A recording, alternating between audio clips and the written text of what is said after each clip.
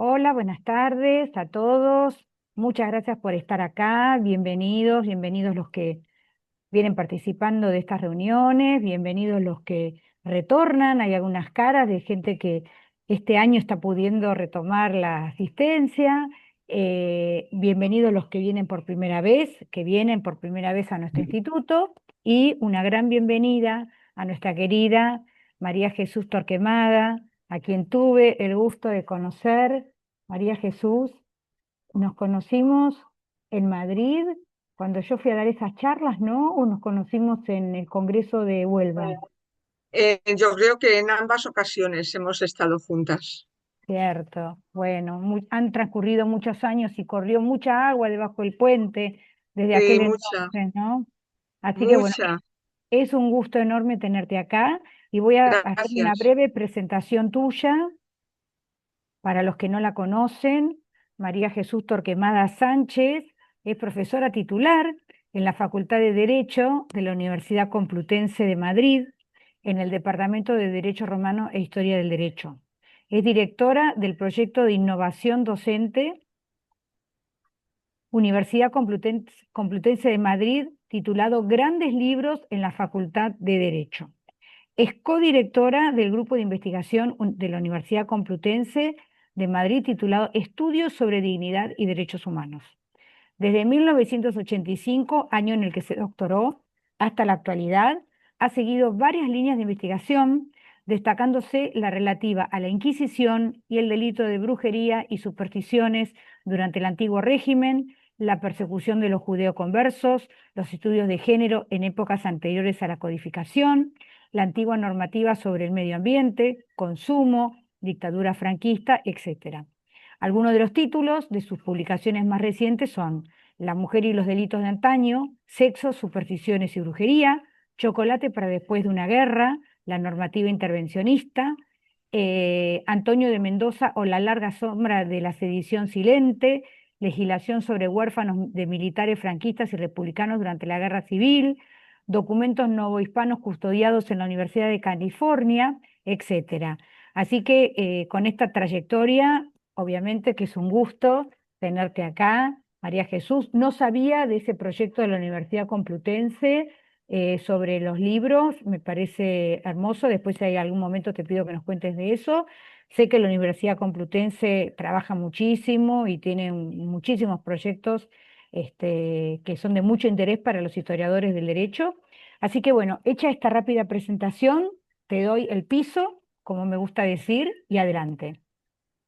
Muchas gracias, Viviana, y muchas gracias a todos los asistentes porque la verdad es que es un placer poder reunirme con todos vosotros y hablar de estas cosas mías con las que llevo tanto tiempo estudiando. Hace mucho más de 30 años que cayeron en mis manos unos papeles sobre magia y supersticiones en el Tribunal de la Inquisición de Sevilla y ahí seguimos. Pero como tengo poquito tiempo, voy a empezar inmediatamente con el tema que nos reúne hoy, que hemos titulado Un delito con género en los siglos pasados, brujas y brujos en el derecho hispano.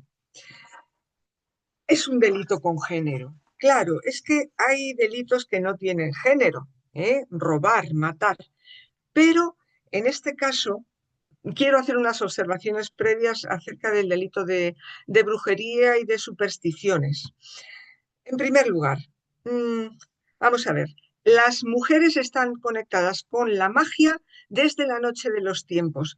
De hecho, solamente con la llegada de la civilización grecolatina y más bien judeocristiana, solamente a partir de entonces se produjo una cierta desconexión entre ambas actividades, porque en las sociedades matriarcales las mujeres estaban siempre como hilo conductor entre la humanidad y los dioses. Eso tenemos ejemplos en España, entre los pueblos del norte, donde existía el matriarcado claramente, pero luego, como digo, empezó una cierta desconexión y bueno, a partir de ahí entraron las mujeres, salieron las mujeres, entraron las mujeres a lo largo de los siglos, pero siempre ha predominado la mujer como portadora de ese vínculo con la divinidad para bien y para mal. La mujer como vínculo mágico entre los dioses o los demonios y la humanidad. Otra cosa que quiero hacer ver, y es que en realidad este delito de brujería y supersticiones, yo prefiero hablar de supersticiones, porque la brujería no es más que una ramificación del delito de supersticiones. Es un delito de género que tiene una peculiaridad curiosísima, consistente en que es el único delito netamente femenino, prácticamente femenino en su totalidad, que no está relacionado directamente con el cuerpo de la mujer. Porque claro, la mujer delinque abortando de intento. La mujer delinque pues siendo adúltera. Está el cuerpo de la mujer, la feminidad está implicada en esos delitos, pero siempre a través del cuerpo femenino. En este caso, no es necesario que la mujer haga uso de su cuerpo para ser una delincuente dentro de un delito que se ha clasificado como claramente femenino y luego diremos por qué los hombres que delinquen con la magia no lo hacen en el mismo plano que las mujeres, ni mucho menos. Bueno, de antecedentes nos encontramos en el Antiguo Testamento ya el Éxodo 22:18 dice que no permitirás que la bruja viva. Yo he buscado traducciones, he mirado este pasaje de la Biblia en varios idiomas. Y cuando el idioma en cuestión permite género masculino y femenino, todos los traductores bíblicos han utilizado el femenino. No permitirás que la bruja viva, o sea que había que matarlas. Luego, avanzando el derecho, ya con el derecho romano, como he dicho, se desdibuja mucho el género. Tenemos ahí ese código teodosiano del siglo V, tiene un título de maleficis y beneficis, pena de muerte, pero no habla de mujeres. Es curioso, mezcla los maleficios con el envenenamiento y no habla de que las delincuentes sean principalmente mujeres. Esto pasa ya a la época de Justiniano y, vamos a abreviar, de Justiniano pasa a España. ¿Cómo pasa esa legislación a España? A través del derecho visigodo, que se considera continuador del derecho romano. Pasa al breviario de Alarico, después al Liber Iudicium, que ya se escribe estando los visigodos en España. Pero aquí ya no se dice nada todavía sobre el género. Lo que ocurre es que el diablo entra en escena. Por primera vez en esa legislación que hemos venido examinando desde la Biblia, es que ya se habla del diablo, pero todavía nada sobre el género. Entonces, ¿cuándo empieza la mujer a estar en el punto de mira cuando los legisladores se refieren a este delito? Pues justamente cuando comienza la Edad Media, la Alta Edad Media también, pero no tenemos textos, son los siglos mudos. Pero cuando ya empiezan a escribirse los estatutos locales, que aquí llamamos fueros locales, observamos que aparece claramente la feminización del delito. En muchísimos fueros locales españoles dice siempre, por ejemplo, un fuero local, el fuero de Alcaraz relacionado con el fuero de Cuenca. Todos los fueros vienen a decir más o menos lo mismo cuando son de la misma familia. Y dice de los delitos de las mujeres. Y entre todos ellos hablamos del aborto, hablamos del adulterio. Aparece en el título 250, habla de la curandera o hechicera, sea quemada viva o sálvese por el hierro candente. Es una ordalía, un juicio de Dios consistente en agarrar durante un cierto tiempo un hierro al rojo vivo para demostrar la culpabilidad o la inocencia de la mujer. Bueno, pero es que lo curioso de esta prueba del hierro candente es que yo me la he encontrado idéntica en los fueros locales alemanes, en los fueros locales de las Islas Británicas. Igual, los mismos 9 pasos, y todo el proceso es exactamente el mismo. Seguimos avanzando y nos encontramos que ya en la Baja Edad Media vuelve la romanización a toda Europa. En el caso español tenemos el Código de las Partidas de Alfonso X y ahí, ¿qué ocurre? Otra vez es, digamos que el legislador se fija en cosas diferentes del género. No hay mención especial del género, pero en la Europa feudal, que seguía existiendo, donde no asumieron el nuevo romanismo, ahí continuaron buscando brujas y cazando brujas. Llegamos al siglo XV, el Malleus Maleficarum, el libro más famoso del mundo, de la represión de la brujería, siglo XV. Y ahí ya claramente nos damos cuenta de que en Europa se ha feminizado totalmente el delito. Le acaba diciendo el autor, dice, ¿por qué se llama Malleus Maleficarum de las brujas y no Maleficorum en masculino? Dice, y entonces empiezan a explicar que es que la mujer es más voluble, la mujer tiene la lengua, en fin, que bueno, que son más propensas al pecado, al trato con el demonio, y acaba diciendo, y bendito sea el Altísimo que ha librado al género masculino de un crimen tan horrendo. Pero avanzando, en el mismo siglo XV se crea la Inquisición española, aparato crático administrativo dependiente claramente de la corona, que va a ser el encargado de perseguir el delito de supersticiones, prefiero decir, de supersticiones, porque para llegar a ser bruja hace falta trabajar mucho, ¿eh? Hace falta concretamente el pacto con el demonio. Los inquisidores buscan en todos los procesos, buscan encontrar si el acusado, normalmente acusadas, si han hecho un pacto con el demonio, porque si no, no podemos hablar de brujería, solamente podemos hablar de delito de supersticiones. El Santo Oficio abandona en España, afortunadamente, el sistema acusatorio y adopta el sistema inquisitivo, que es mucho más garante para los acusados de cualquier delito de los del foro inquisitorial. Hubo mucha suerte porque los inquisidores españoles eran teólogos muy formados, racionalistas hasta cierto punto, no eran como los señores feudales analfabetos que había acampando por toda Europa y que llevaban a cabo grandes sacrificios humanos de brujas para librarse ellos de las iras del populacho.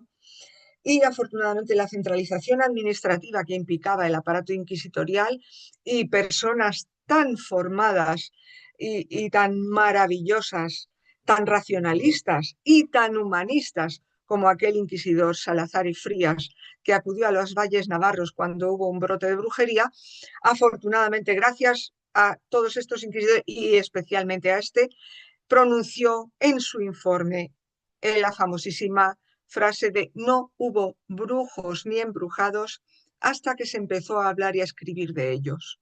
Un hombre netamente racionalista que hizo que frente a los 25.000 pues a las 25.000 muertes que hubo por brujería en Alemania solamente en un siglo y medio, en España solamente llegaron a ser sacrificadas por el delito de brujería 59 personas en un periodo infinitamente más largo, desde 1478 hasta 1834. Puede que, claro, lo que pasa es que ahí no están contabilizadas todas las personas que fueron muertas por este delito en la Corona de Aragón y sobre todo antes de que se creara la Inquisición española. Pero eso indica una actitud muy especial. Había una doctrina que habían generado algunos expertos teólogos a lo largo y ancho de toda Europa para castigar este tipo de delitos y otros de los del foro inquisitorial. No voy a entretenerme, había muchísimos. Por supuesto, los inquisidores españoles, por suerte, no aceptaron el Malleus Maleficarum, sino que se centraron en otras obras doctrinales como la obra de Eymeric o de Simancas, de Grillando, de Castañeda, Ciruelo del Río, Torreblanca, sobre todo César Carena. Todo esto va desde el siglo XIV, todas estas obras hasta el siglo XVII. Indicios de criminalidad. Bueno, es que cuando los inquisidores tenían una acusación por el delito de supersticiones, ellos utilizaban el método inquisitivo, quiere decir que como ahora tenían que investigar indicios, pruebas, y se fijaban mucho en los objetos femeninos, claramente femeninos. ¿Por qué? Porque las presuntas brujas, las supersticiosas, las hechiceras, eran preferiblemente mujeres, con lo cual, ¿qué era lo que buscaban? Pues si leemos toda la lista de objetos que se reseñan en todas esas obras doctrinales que acabamos de mencionar, pues bueno, por ejemplo, tijeras, anillos, cedazos, vasijas de la cocina, espejos, plantas que se usaban en la cocina para aderezar los alimentos. Había otros muchos, pero la mayoría son objetos que, si nos paramos a pensar, son netamente de uso fundamentalmente femenino, porque lo cierto es que esos indicios no expresamente indicaban género, pero implícitamente sí lo indicaban. ¿Quiénes usaban las tijeras o los espejos o los anillos, las plantas mágicas? Por otro lado, ahora es el momento seguramente en decir que las prácticas eran muy diferentes según el género. Yo he visto bastantes expedientes y ¿a qué se dedicaban las mujeres sortílegas? Pues a la salud y al amor. Nos falta el dinero, el trinomio, salud, dinero y amor. Las mujeres procuraban a sus clientes pues la salud y el amor cuando no lo tenían. Y los hombres al dinero, siempre, claramente. ¿eh? Eran los sacatesoros, que se llamaban los sacatesoros, que se dedicaban a buscar, a intentar que las personas consiguieran dinero por medios mágicos. Además, si nos fijamos en el proceso contra el delito de supersticiones, nos encontramos con que hay varias fases en las cuales está claro que la mujer estaba bajo el punto de vista preferentemente. Por ejemplo, los ropajes femeninos se prestaban a esconder esos objetos mágicos. Por eso, cuando es apresada una mujer, como llevaban esas ropas amplias, eran siempre sometidas a lo que se llamaba la cala, cata y ración. O sea que la cala y la cata es que les miraban por si habían metido alguno de esos objetos mágicos cuando eran apresadas y pretendían meterlo en la cárcel, pues para conseguir librarse del presidio o llevar a cabo sus prácticas tradicionales. Por otra parte, cuando ya estaban en la cárcel secreta, las mujeres no podían compartir celda con los hombres. De hecho, la Inquisición procuraba que cada reo tuviera su propia celda. Solo excepcionalmente podían compartir. Yo me encontré solamente un caso en que compartían cárcel dos mujeres, eran madre e hija. ¿eh? Y de alguna manera las mujeres reas de Inquisición estaban, sobre todo por este tipo de delitos, estaban protegidas por el tribunal. ¿Por qué? Porque los carceleros intentaban contra ellas todo tipo de actividades censurables, empezando por posiblemente abusar de ellas. De hecho, había pena de muerte para los carceleros inquisitoriales que abusaban de las mujeres. Y además, me encontré un caso dramático en que está publicado, en que unos carceleros quemaron a una presunta bruja en México y los carceleros fueron sancionados muy, muy, muy duramente por el tribunal. ¿eh? Por otra parte, la prueba del tormento contra las presuntas brujas no se solía aplicar porque los inquisidores las desaconsejaban por muchos motivos. En primer lugar, por la fragilitas sexus. Eran mujeres normalmente. En la edad, porque normalmente eran mujeres mayores, no eran jóvenes. Y además caían los inquisidores en la trampa. Decían, a ver si van a conseguir superar la prueba del tormento aplicando la magia.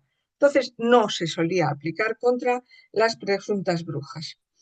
Por otra parte, bueno, quiero decir que la brujería en los territorios americanos, dependientes de la corona española, tenían también en todos estos aspectos varias particularidades.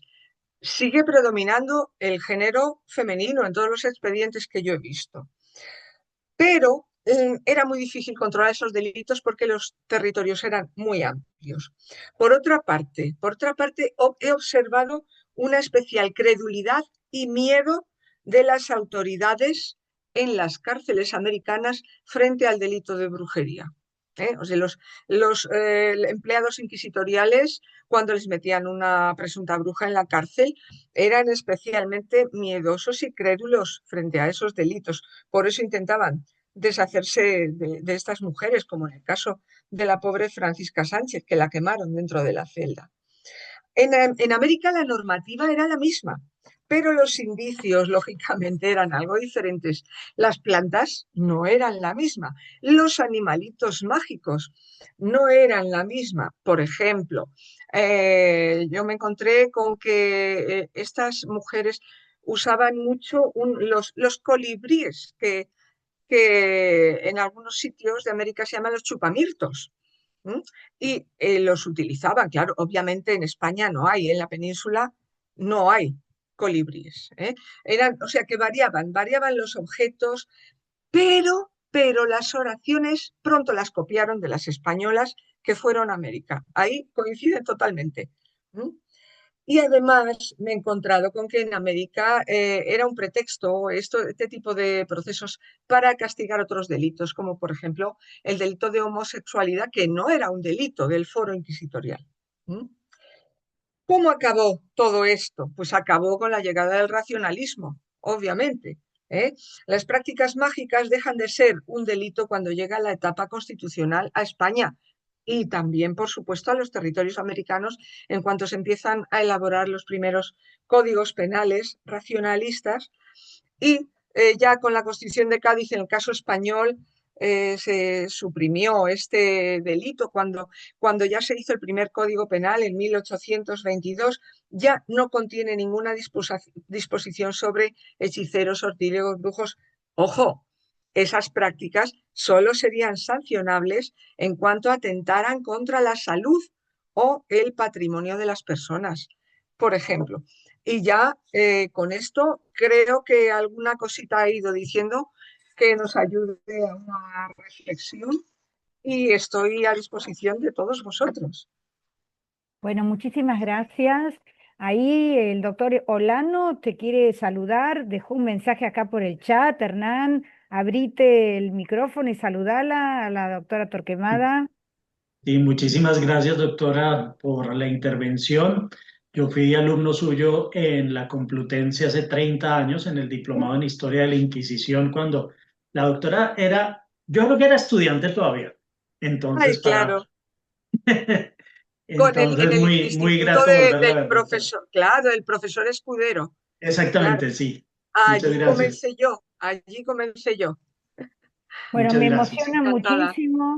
me emociona muchísimo que el instituto haya posibilitado este reencuentro, ¿eh? Realmente está Así es. cumpliendo su misión. Bueno, ahí veo una Muchas mano gracias. levantada de Leticia, Susana Luna. Leticia, si querés abrirte la pantalla y el micrófono para Eh, verte. la pantalla voy a tratar, pero el micrófono sí, sin problema. Bueno, pero nos Eh, gustaría sí, verte, Leticia. estoy Porque si no, desde es cosa mi de celular. brujería. Es una voz, pero no, es una brujería tuya, no apareces, es una voz ahí.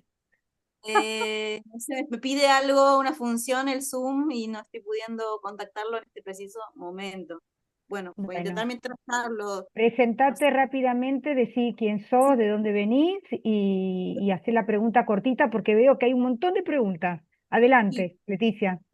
Mi nombre es Leticia Adelante. Susana Luna, soy abogada, vivo en Santiago del Estero, estoy haciendo la maestría en criminología en la Universidad Nacional del Litoral y me interesa sobremanera este tema porque estoy haciendo mi investigación sobre las instituciones coloniales en mi provincia en el siglo XVIII, lo que era el Tucumán colonial, y hay una historiadora que ha investigado, es la pionera en esta materia de hechicería, los procesos penales de hechicería y de curanderismo en el Tucumán colonial, que es Judith Faberman, y a mí me gustaría darle una vertiente más vinculada a lo netamente criminológico y, si se quiere, de la historia de la justicia, pero de las instituciones. Entonces tenía algunas consultas a la profesora. En primer lugar, ella menciona que en la Inquisición española no aplica el Malleus Maleficarum, y menciona diferentes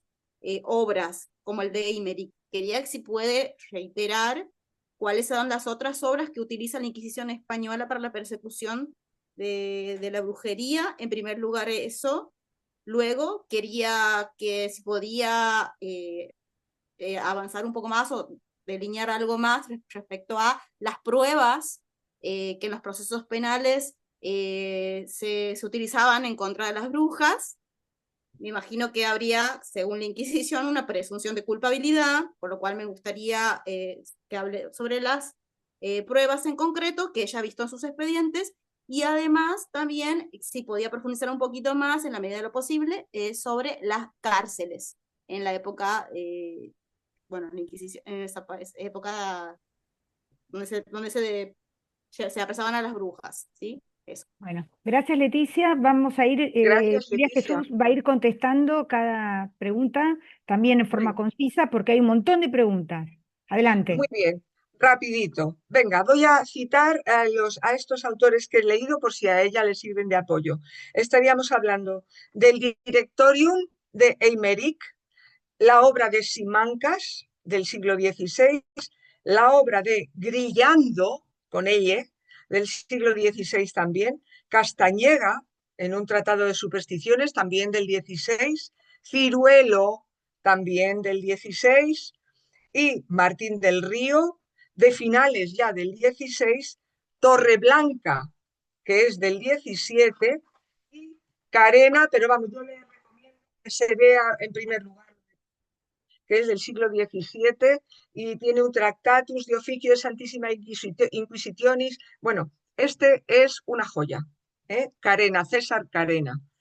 Luego, en cuanto a me ha preguntado por las pruebas, es que sería inagotable, porque la cantidad de indicios no solamente utilizaban los objetos como pruebas, todos esos objetos mágicos presuntamente, la piedra imán, los huesos de difunto, cualquier cosa consagrada, trozos de altar, el elenco es infinito, están en estas obras que acabo de mencionar.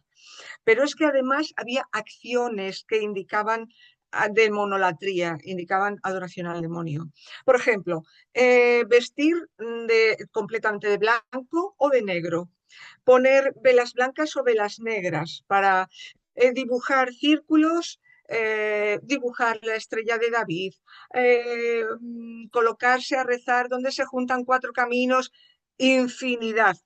Todo eso, en el momento en que testigos haya que lo han visto y que te han acusado, tal, es indicio de demonolatría clarísimo. Y por último, tenemos aquí cómo eran esas cárceles. Las cárceles de la Inquisición eran maravillosas. Había reos de delitos comunes, reos que estaban en la cárcel porque habían robado, porque habían matado, que proferían algún tipo de proposición herética para que los pasaran automáticamente a las cárceles de la Inquisición, porque eran mejores. Eran mejores. Entonces uno que estaba ya desesperado, pasando humedades, frío y hambre en la cárcel real, decía que la Virgen María no era virgen. ¿Cómo? A ver, bueno, esto es una herejía que vamos a llevar a la cárcel del Santo Oficio. Esto era así, o sea que dentro de la maldad que implica y de la desgracia tremenda de estar preso de la Inquisición, en las cárceles inquisitoriales se vivía menos mal que en las cárceles regias. Y Bueno, no sé si alguna cosita más. no, creo que no, creo que no. Esto se relaciona también con el tema de que el castigo de ciertos delitos era mucho más leve, el castigo de los tribunales eclesiásticos, que el castigo de los tribunales civiles. Por ejemplo, el delito de bigamia. La pena de los tribunales reales era muchísimo más estricta que la de los tribunales eclesiásticos. Bueno, ahí hay un montón de preguntas. Juan Ángel Serrano, presentate, hace tu pregunta y vamos a cortar para volver a ingresar con el mismo link, y ahí María Jesús va a contestar tu pregunta. Estás muteado, Juan Ángel. Sí, sí, no le oigo. Hola, buenas Ahora, tardes, ¿cómo ahora estás? sí, hola Juan Ángel. ¿Qué tal? Un placer. Soy Juan Ángel Serrano, soy abogado desde hace más de 30 años y profesor asociado de la Universidad Carlos III. Y mi tesis doctoral es sobre la aplicación y vigencia del derecho indiano en el Virreinato del Perú. Y sobre esto quería preguntarte. Quería preguntarte si existe algún límite o a veces se confunden en los expedientes que tú has estudiado entre las supersticiones y las idolatrías.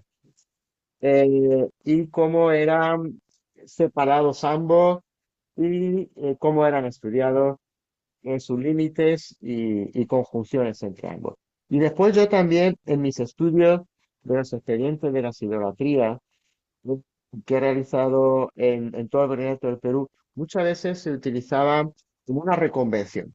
Reconvención en el sentido que eran utilizados tanto la idolatría como la brujería, no sé tu opinión porque no lo conozco, como defensa. Es decir, tú me decías que yo era muy malo, que no realizaba mi doctrina, que no ayudaba en mi doctrina, que no cumplía mis obligaciones.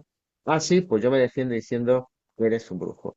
Yo me defiendo que eres un idólatra. Yo me defiendo que eres un supersticioso. Esto también se da en la brujería, es decir, era una táctica de defensa del clero en aquel momento para defenderse de lo que se le atacaba. Y efectivamente me gustaría saber, que eso sí estoy muy interesado, la diferencia entre idolatrías y supersticiones, sabiendo que la Inquisición nos aplica a la población indígena y conociendo que únicamente la Inquisición en el Virreinato del Perú única y exclusivamente se aplica a la población llegada peninsular. Si me podrías concretar y aclararme sobre todo en el aspecto de la brujería. Mil gracias. Bueno, vamos a hacer una cosa, vamos a salir para que no ¿Salimos? interrumpa. Salimos y volvemos a entrar con el mismo link, así seguimos contestando, ¿ok? Nos vemos en unos Muy bien, minutos. Gracias, ya venga. tengo anotado los que Gracias. levantaron la mano. Bueno, continuamos con la segunda parte de esta interesantísima charla de la doctora María Jesús Torquemada Sánchez. Va a contestar a la pregunta que le hizo Juan Ángel Serrano de Madrid. Adelante. Estás muteada, María Jesús. Prende el micrófono porque no se te escucha. ¿Ahora se me Sí, escucha? perfecto, sí, Ahora sí. sí, gracias. Pues efectivamente es una pregunta muy interesante porque yo no me he encontrado en toda la península ningún proceso por idolatría y en América tampoco. De los que yo he podido ver de América, que he visto unos cuantos en la Universidad de Berkeley, en la Bancroft Library, y no he encontrado un solo proceso por idolatría que rezara de tal manera. ¿Dónde está la idolatría en esos procesos que yo he observado? Consiste en la adoración a determinadas imágenes que no son las puramente dedicadas a quién se puede adorar. Solamente se puede adorar a Dios y a la Virgen. Nada más, según la doctrina católica, solamente son dignos de adoración Dios y la Virgen. ¿Qué pasa con todos los santos? Se los puede venerar, pero no se los puede adorar. Entonces, ¿dónde entraría esta idolatría de la que nos habla Juan Ángel? Entraría en la adoración, ojo, adoración, no veneración, de cualquier imagen, de cualquier santo o de cualquier representación pagana que no fuera, como digo, de la propia divinidad de Dios o de la Madre de Dios. Ahí estaríamos hablando de idolatría. Pero insisto, la palabra idolatría como tal no me la he encontrado en ningún momento, entre otras cosas. ¿Por qué? Porque, como muy bien ha apuntado él, la Inquisición iba dirigida a castigar a los bautizados, no a los indígenas en ningún caso. De tal manera que me encontré algo parecido en algunos expedientes de las Filipinas, donde había unas sacerdotisas que aparentemente celebraban algunas ceremonias donde se adoraban imágenes tradicionales del culto en las Islas Filipinas. Pero en ningún momento la Inquisición habla de idolatría. Puede hablar de falsa doctrina, desviaciones de tipo supersticioso, pero nunca, nunca, nunca me he encontrado la idolatría como tal, porque yo entiendo humildemente que sería idolatría la adoración de cualquier entidad divina que no se trate de Dios o de la Virgen. Se puede venerar a los santos oficiales de la Iglesia Católica, pero desde luego nunca, nunca ningún expediente lo vi yo encabezado por idolatría. Así que por eso el planteamiento este que nos comenta en el Tribunal de Perú, en el Tribunal de Lima, me parece interesantísimo. Si ha encontrado algo así, seguro que es una vía fantástica de investigación. Bueno, muchísimas Pues, gracias. Había una pregunta que había levantado la mano Magdalena Martínez Amira, pero no la veo, quedó en el camino. Así que le vamos a dar el uso de la palabra a su doctorando, Salvador Latorre, de Mur, también de Alicante. Presentate, Salvador. Pregunta cortita, porque hay no solamente preguntas, sino que por el chat también están haciendo comentarios. Así que adelante, Salvador. Buenas tardes, muchísimas gracias, doctora Viviana. Pero estaba antes mi profesora Magdalena Martínez. Yo Ah, no sí, puedo ahí la hablar, veo, Ahí a está, Magdalena. no puedo hablar apareció. antes que ella, lo Ahí siento. está, Tiene que Magdalena. hablar primero mi profesora, por favor. Adelante, Magdalena, presentate. Si no se conocen, un gusto Gracias, verte, ¿eh? muchas gracias. Un saludo, María Jesús, a la doctora Torquemada. Efectivamente, sí estaba, lo que pasa es que había quitado el vídeo mientras estaban interviniendo. Nada, agradezco también al doctorando Latorre el que me ceda la palabra, pero estaba él antes, ¿eh? En cualquier caso, me ha gustado mucho la intervención, el planteamiento. Efectivamente, es un tema que tiene muchas aristas, muchos perfiles y muchas cuestiones bueno, a todos nos suscita interés. Una de ellas para mí es el tema de los talismanes, la prueba del delito. Si la doctora Torquemada en esos procesos ha podido evidenciar el valor que tiene la prueba, es decir, el que estas personas tuvieran en concreto talismanes que es quizá lo más significativo y amuletos entre la población morisca, porque sí que es verdad que este tema también de los sortilegios está muy tratado en el derecho, por el derecho islámico y por el derecho andalusí, y respecto a la cabalística judía, porque todo viene Mesopotamia, Egipto y demás,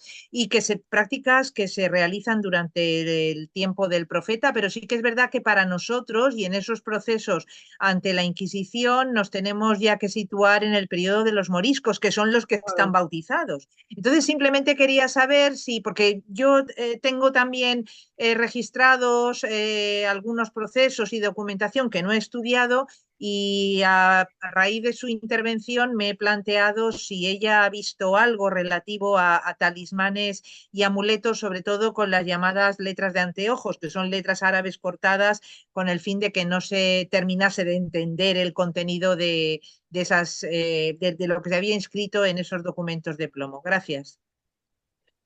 Bueno, pues muchas gracias, Magdalena. Yo solo tengo una cosa que decirte, y es que si de verdad tienes procesos sobre eso, duro con ellos, porque yo me he encontrado muchos procesos donde aparecen talismanes, por ejemplo, este pajarito, el chupamirtos, que lo llevaban al pobre disecadito metido en la faltriquera, y muchísimos, qué sé yo, que sé, piedras imanes, huesos de difunto, todo eso servía, incluso libritos pequeños con oraciones, todo servía como talismán y como amuleto para atraer la suerte, y además lo ponía, decía, para atraer el dinero, para librarse de la cárcel, había muchísimos, pero no me he encontrado ninguno estrictamente relativo a la población morisca. Yo sí los he encontrado a los moriscos muy relacionados con la superstición, digamos, masculina, con los sacatesoros. La mayoría de los que yo me he encontrado eran sacatesoros. Realizaban unos rituales mágicos. Por cierto, tengo que decir una cosa. Normalmente los hombres que practicaban la magia, yo creo que en el 99% de los casos eran estafadores del prójimo. Buscaban un beneficio económico engañando a los incautos que se ponían en sus manos. Eso tengo que decirlo también como particularidad de género, mientras que muchas mujeres creían en lo que practicaban. Pero no me he encontrado esos amuletos, así que Magdalena, duro con ello. Gracias. Duro con Bueno, ello. Si lo tienes por ahí, duro con ello. muchas Gracias, muy gracias. amable. Bueno, se nos está acabando el tiempo. Preguntas breves, Salvador, adelante, presentate. Buenas tardes de nuevo, soy doctorando de la Universidad de Alicante, cuya tesis está dirigiendo la profesora Magdalena Martínez.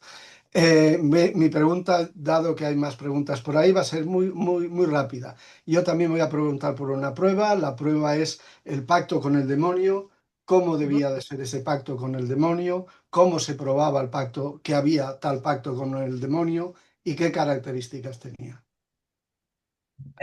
Había muchas formas de manifestarse el pacto con el demonio. ¿eh? Pero vamos a ver, por ejemplo, podía estar por escrito. Yo he encontrado muchos expedientes donde la sortílega lo había escrito y lo tenía guardado, cosido dentro de la almohada. Hay hombres que también, además, lo decían expresamente, decían, yo, fulanito de tal, decían apoteco. Mis órdenes, era un religioso. Y decía que se entregaba al diablo con tal de poder entrar sin ser visto en un convento de monjas que había al lado para tener relaciones con una que le había parecido bien. O sea, y además decía, yo apoteco mi alma. Se manifestaba así, pero también había formas implícitas, no tan expresas, de pacto con el demonio, como algunas veces, por ejemplo, eso que he dicho de cómo puedo pactar yo con el demonio. Bueno, pues le voy a ofrecer mi sangre y entonces por medio de la propia sangre que daba plasmada en cualquier tipo de documento. Había muchas maneras. Eso, por ejemplo, es decir, los neófitos que se entregaban al demonio en un cruce entre cuatro caminos para decir, me entrego a ti. Había muchas maneras, muchas, de pactar con el demonio. Hay un elenco enorme, sería larguísimo aquí contarlo, pero vamos, por escrito era bastante frecuente, a pesar del analfabetismo rampante de aquellas mujeres. Se lo redactarían otras personas.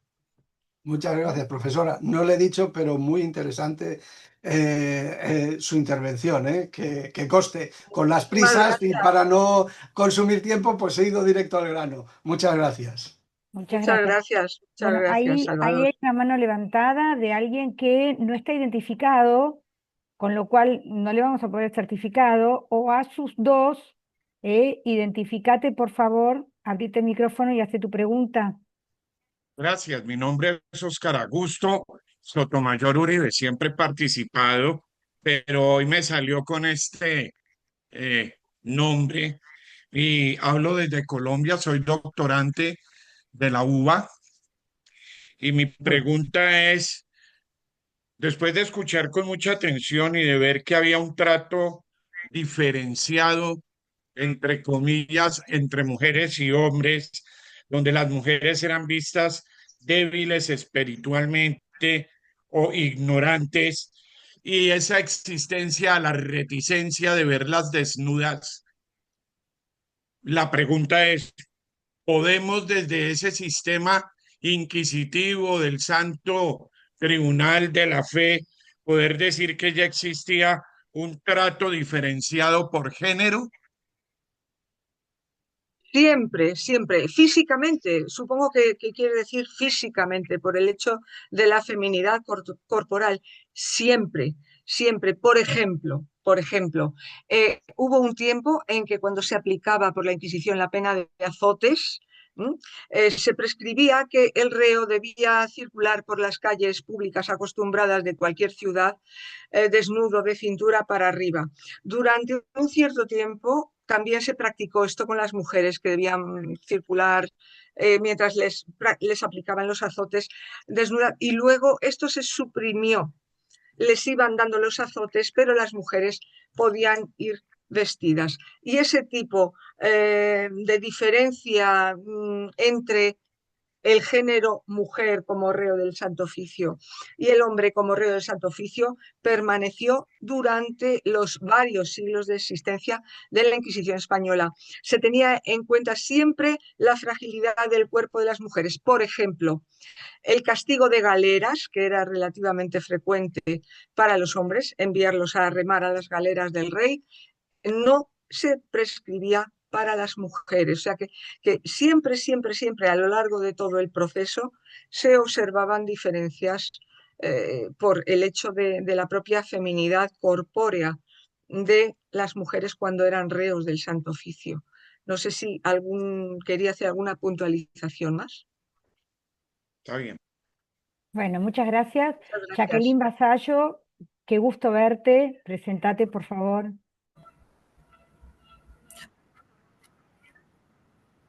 Placer, Viviana. Un gusto estar aquí. No te estamos escuchando bien, se está escuchando muy cortado, Jacqueline, no sé. Jacqueline Vasallo, Fíjate, no se está, un se está escuchando muy cortado. No placer sé escuchar a la doctora María Jesús Torquemada. Yo trabajo en Quito. Voy a tener, porque tengo internet inestable. ¿Me escuchan ahora? Ahora sí, sí. Sí, ahora sí. Perfecto, disculpen, pero bueno, está internet inestable en este momento en casa. Doctora María Jesús Torquemada, un placer escucharla. Gracias, Viviana, por tus palabras. Yo trabajo las inquisiciones al sur del Virreinato del Perú desde hace mucho tiempo, especialmente en la comisaría de Córdoba, que trabajó bajo la dependencia del Tribunal de Lima. Y me ha sido especialmente sugerente, no sé qué opinión tiene usted, doctora María Jesús, el trabajar también con los edictos de fe y anatemas, ¿no?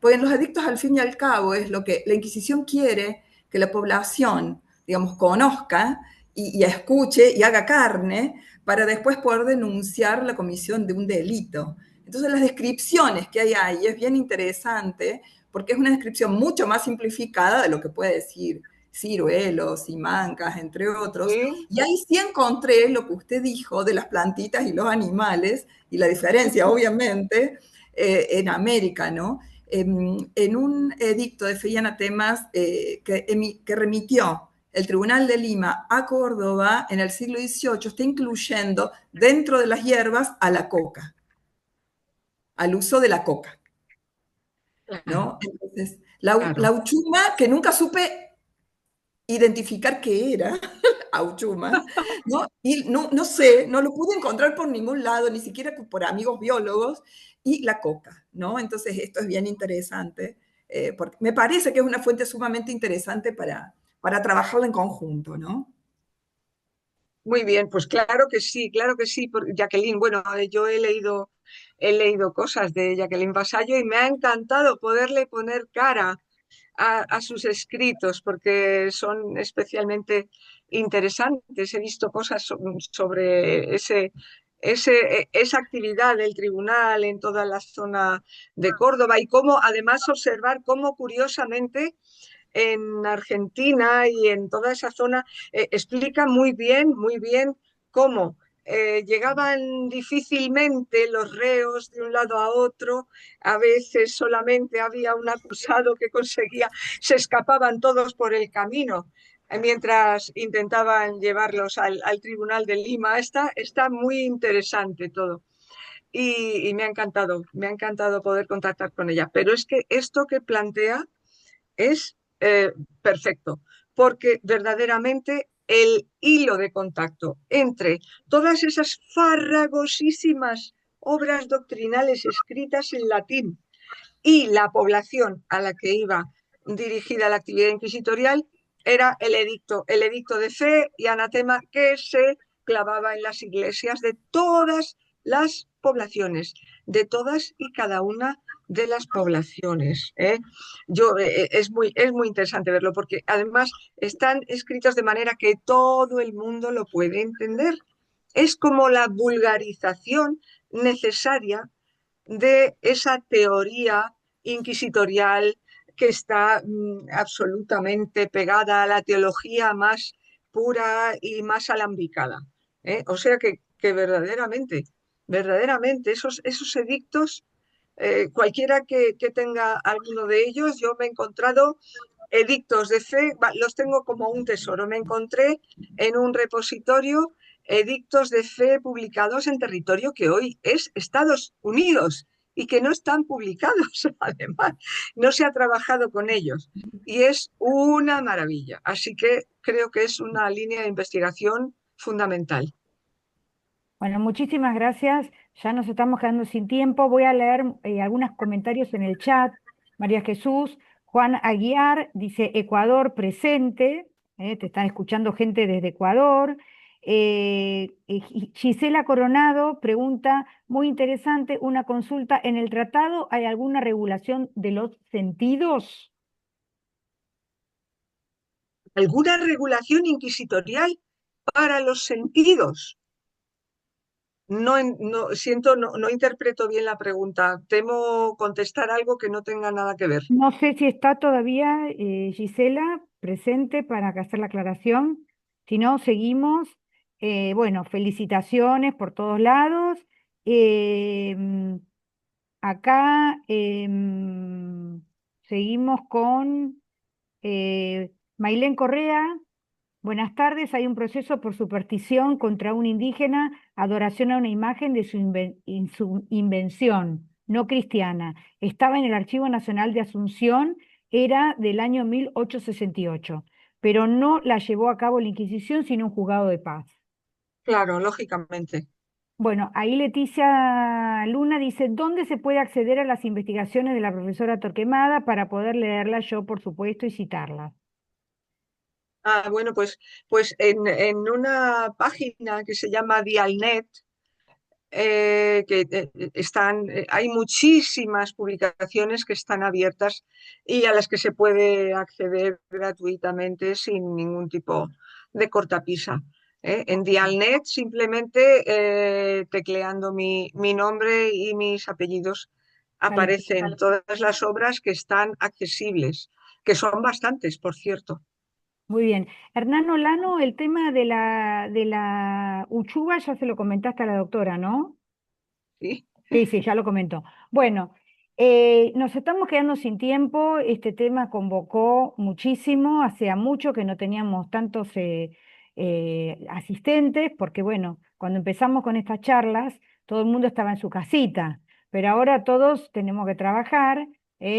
Ustedes, los europeos, están ya en su casita, pero nosotros acá estamos en horario de trabajo. Así que por suerte tenemos el canal de YouTube a donde se suben todas nuestras charlas, así que el que no puede estar en forma sincrónica puede escuchar la charla después. Ya tenemos casi 200 videos subidos a nuestro canal de YouTube. Así que de cualquier manera esta charla despertó muchísimo interés, como despiertan todos estos temas. Te agradezco muchísimo, María Jesús, muchísimo. Ha sido una alegría enorme volver a verte. Y bueno, yo me despido, te dejo estos minutos para que te despidas vos, agradecerte nuevamente, agradecerle a todos los asistentes y decirle que nos vemos la semana que viene con la charla que está programada también a las 15 horas de Argentina. Pues nada más que dar las gracias a todos los asistentes, por supuesto, a la fantástica organizadora que tiene un sistema absolutamente pluscuamperfecto para realizar este tipo de convocatorias y desde luego, además, me ha sorprendido el altísimo nivel de las intervenciones de los asistentes y de cómo todos y cada uno sabían muy bien lo que preguntaban y por qué estaban preguntando. Así que espero no haberles defraudado mucho y ha sido de verdad un placer y un honor para mí estar con todos ustedes. Un abrazo muy fuerte desde Madrid. Un abrazo enorme desde Buenos Aires, saludos a todos, nos vemos la semana que Muchas viene. gracias, hasta Muchas la otra gracias. semana. Feliz tarde. Bye, bye.